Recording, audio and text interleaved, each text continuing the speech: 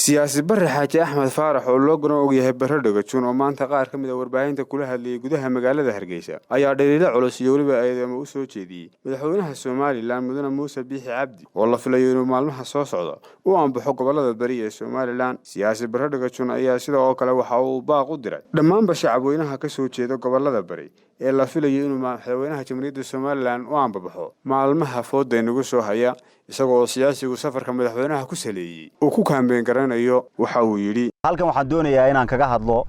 arrin yar oo hadal yar oo kooban waxaynu ku saabsan madaxweynaha Jamhuuriyadda Soomaaliland oo bilaabay kaambeygii doorashooyinka soo socda kaambeygii bilaabay madaxweynuhu markii ugu horeysay wuxuu tagay magaalada Boorame dadka reer Boorame waa ku soo dhaweeyeen si wanaagsan oo gobonimo leh bay ku soo dhaweeyeen markii dambena way la garnaqsadeen waxay u sheegeen saamiga ka maqan iyagoo hele mooyaane inaanay doorasho sidaa ku gelaynin. Muuse Biixina wuxuu garbaduub iyo qasab doonayay inuu kaga dhigo inay doorasho sidaa ku galaan. reer Boorame way diideen madaxweynuhu isagoo caaraysan buu ka soo noqday wuxuu soo maray deegaanada kale ee gobolka Gabiley gobolka Gabileyna dadkii deganaa way ku gacan saydeen madaxweynaha. waxa aan maqlayay maanta inuu madaxweynuhu u baxayo gobolada bari dadka gobolada bari ee Soomaaliland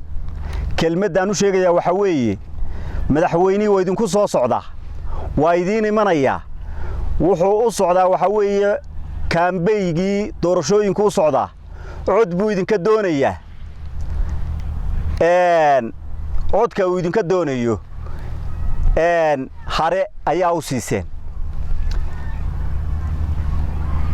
kelmaddii uu idinkaga soo noqotay madaxweynaha waxay ahayd codka ay siiseen fartiina dhexda kaga qaniini doontaan hadalkii uu idinku yiri sidaas u ahaa.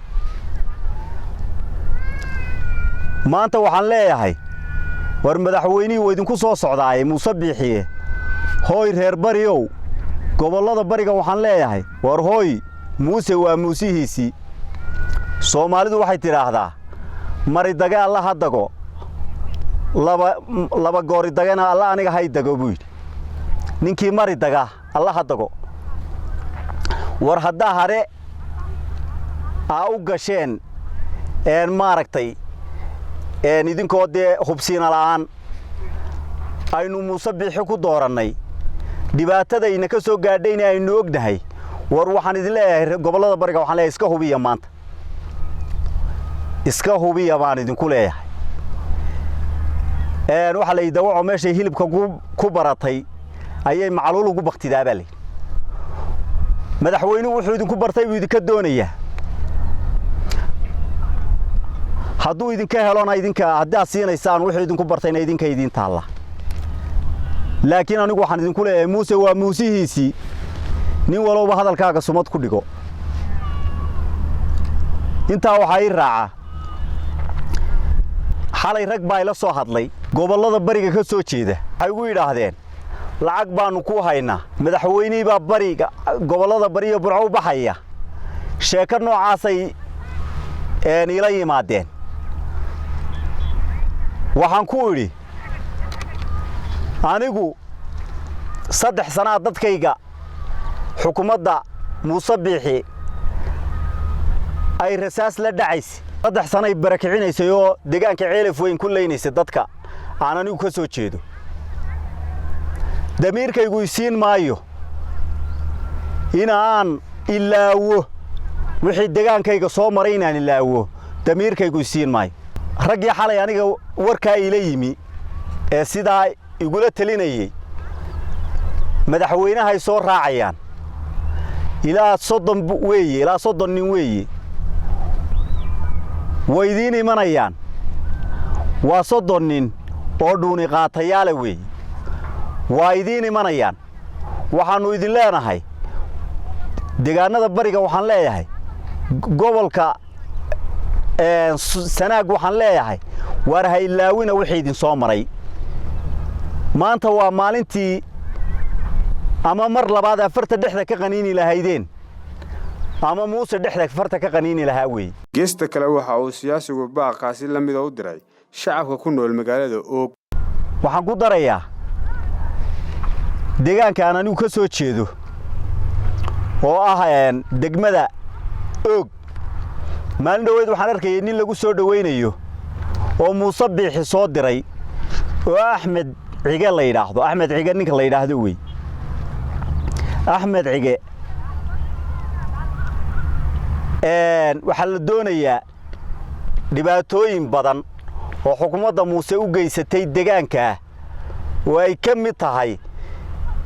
beertii Cismaan Dacas oo maanta ay Muuse Biixi ay uga soo godo qudaartu ay ka mid tahay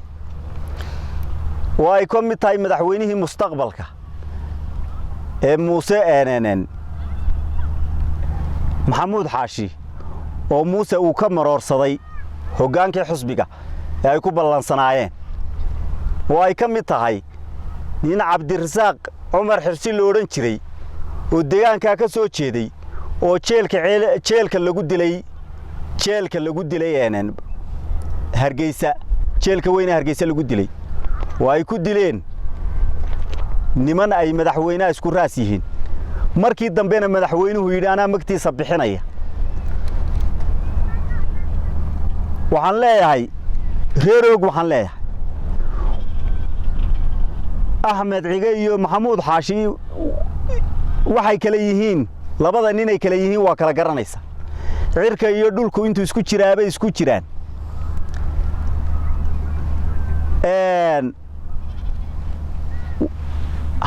taladu yaana idinka xumaan baan leeyahay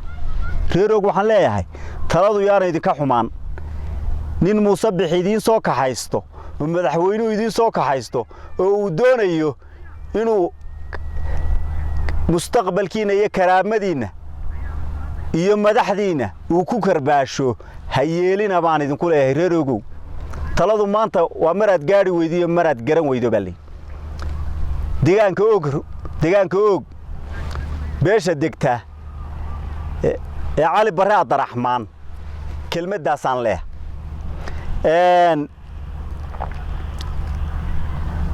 waxaan mar labaad ku celinayaa gobolada bariga waxaan mar labaad u sheegayaa war hooy Muuse waa muusihiisi